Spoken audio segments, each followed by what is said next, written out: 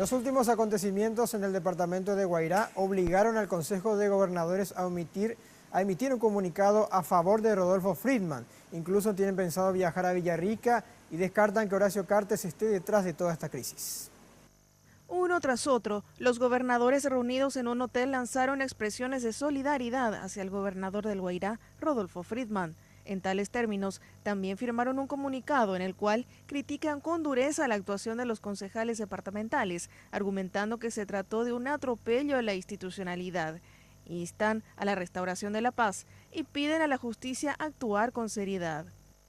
Estando nuestro colega de viaje de luna de miel en Miami, aconteció, nosotros el viernes le hemos buscado vía telefónica, no hemos podido hablar con él porque no tenía su teléfono a mano. Después por vía de WhatsApp contactamos, él negó en todo momento la firma de ese documento.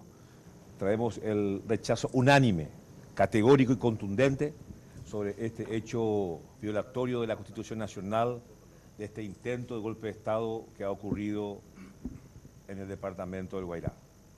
Señor presidente, yo creo que nosotros no podemos estar acá tibios.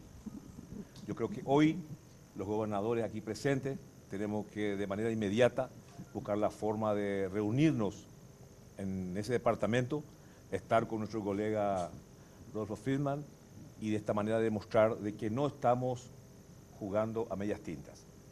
No obstante, algunos aprovecharon el encuentro para defender al presidente de la República y asegurar que Horacio Cartes nada tuvo que ver en el conflicto desatado.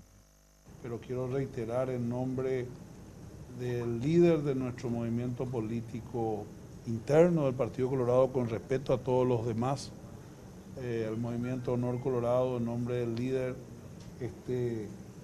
don Horacio Cartes, presidente de la República, con quien estuvimos reunidos hace unos instantes, desmentir total y categóricamente cualquier tipo de participación directa o indirecta del presidente de la República en cualquier situación que haya sucedido.